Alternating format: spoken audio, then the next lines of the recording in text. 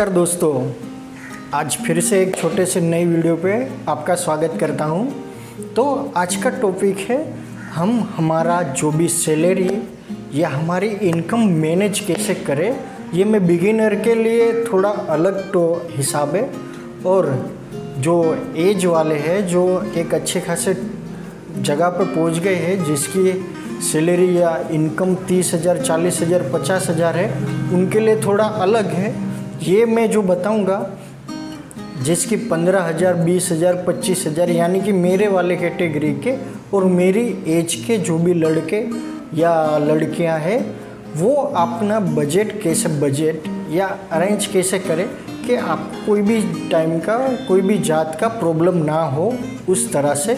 या फिर मैं खुद की बात करता हूँ कि मेरा जो 20,000, 25,000 या 30,000 जो मेरी इनकम होती है, वो मैं कैसे बजट में शामिल करता हूँ, जिससे मैं आराम से थोड़ा बहुत इन्वेस्टमेंट कर सकूँ, थोड़ा बहुत मैं पार्टियाँ वगैरह, या फिर मुझे नया फ़ोन, जैसे कि मैंने थोड़े दिन पहले ये फ़ोन लिया, तो ये फ़ोन वगैरह ले सकूँ।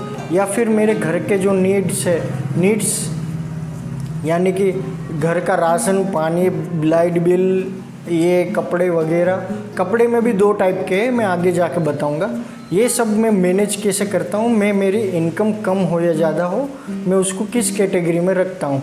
तो चलिए शुरू करते हैं। तो सबसे पहले तो हम ये समझते हैं कि हमारे जैसे लोग यानी कि 20,000, 25,000, 30,000 के लोग अपने खुद के मैनेज कैसे करें अपने इनकम।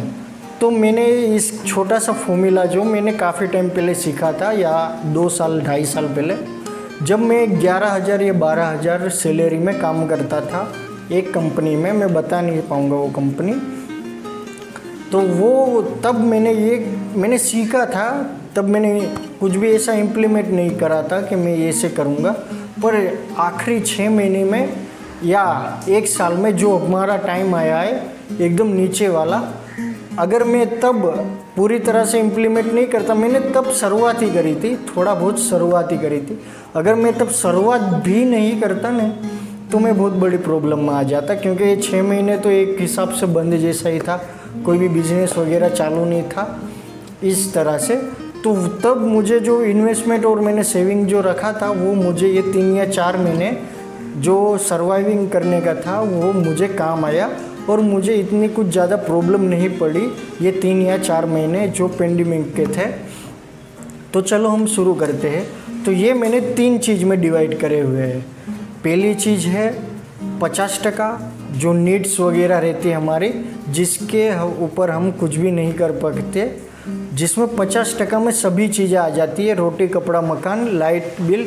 और जो मेरे जैसे बैंकिंग सेक्टर में या इंश्योरेंस सेक्टर में वगैरह है, तो उसमें एक चीज़ एक्स्ट्रा इंटरनेट भी जॉइंट हो जाती है, या फिर टेलीफोन बिल, दोनों में से एक जॉइंट हो जाते हैं। दूसरी चीज़ है जो हम कहते हैं शौक मौज की चीज़ें। शौक मौज की चीज़ें को मैंने 30% पे रखा हुआ है।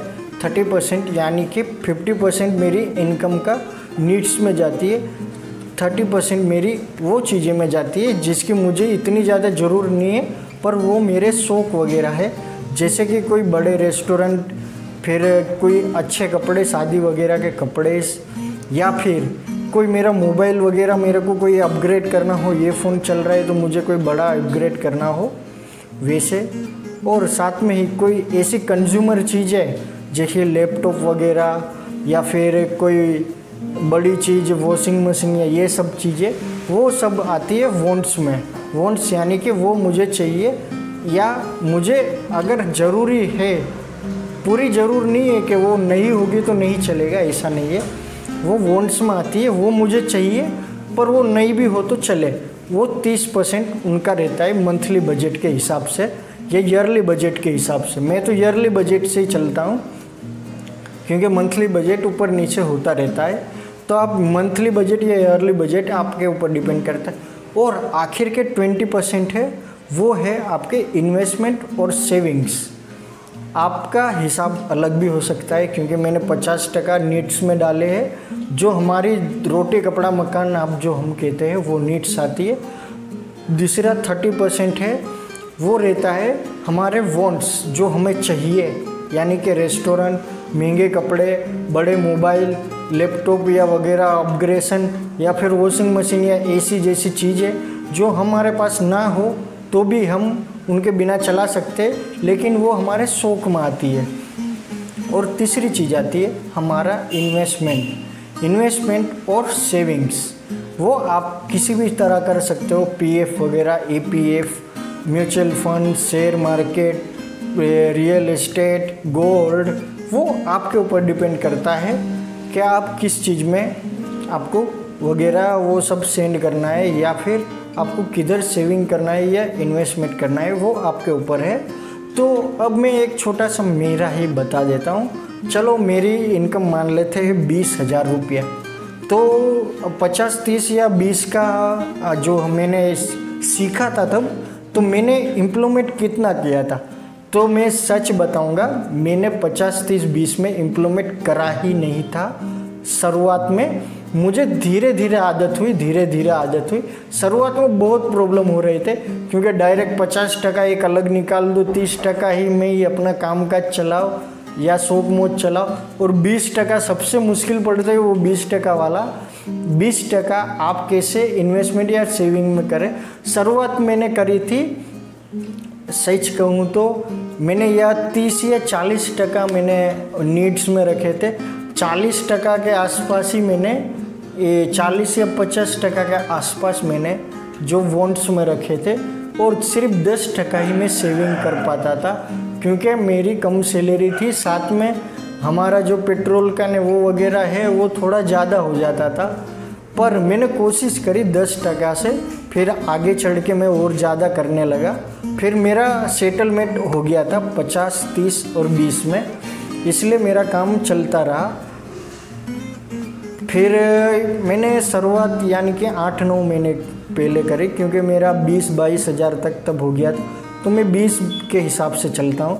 तो 20,000 के हिसाब से आप देखो तो 10,000 रुपया नीड्स में जाते हैं, हमारी जो बेसिक नीड्स है उसमें जाते हैं। और दूसरा जो हमारे वॉन्ट्स है, यानी कि हमारे सब शौक मौज वगैरह वगैरह जैसे मैंने बताया, उसका मैंने बजट निकाला। पहले नीड्स का बजट निकाला 10,000, वॉन्ट्स का बजट निकाला 6,000, और आखिर में जो भी निकाला 4,000 का, उसमें सबके सब आ गए इन्वेस्टमेंट के।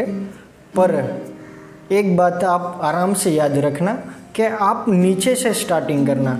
जैसे कि मैंने आखिर के 4,000 रुपये इन्वेस्टमेंट के डाले हैं मेरी इनकम के हिसाब से, तो आपको वो पहले चीज़ करनी है। पहले नीड्स में जाए, पहले तो सबसे पहले सेविंग्स में जाना है, फिर नीड्स में जाना है, आखिर में आपके कंज्यूमर लोन या वगैरह वगैरह लोन या वॉन्ट में जाना है, हमारी भाषा में वॉन्ट्स। तो इस तरह से मैंने काम करना ट्राई करा। फिर मेरे को हकीकत में अच्छा लगा। शुरुआत में बहुत मुश्किल हो रही थी, फिर आपको एक हिसाब से आदत हो जाती है। वो आप जैसे भी सेविंग वगैरह का आप अपना बजट वगैरह सेट करते रहोगे तो आपको आराम से सेटलमेंट हो जाओगे। पहले आपका हिसाब भी अलग अलग हो सकता है, आप अलग अलग हिसाब से कर सकते हो। 50 के बदले 20% कर सकते हो, 30 के बदले 40% कर सकते हो, या मिनिमम 10% की सेविंग से स्टार्ट करो। सबसे पहली बात है आप स्टार्ट करो। आपका 50, 30, 20 का सेटल हो गया तो सबसे अच्छी बात है। और अब ये मेरी बात थी। अब अगले वीडियो में हम बताएंगे कि जो हाई लेवल के लोग हैं, जो बड़े बिजनेसमैन हैं या बड़ी सैलरी स्लिप वाले हैं, वो ये कौन सा फॉर्मूला यूज़ कर सकते हैं, जैसे हमने 50, 30, 20 का करा है उस तरह का। तो चलो चलते हैं।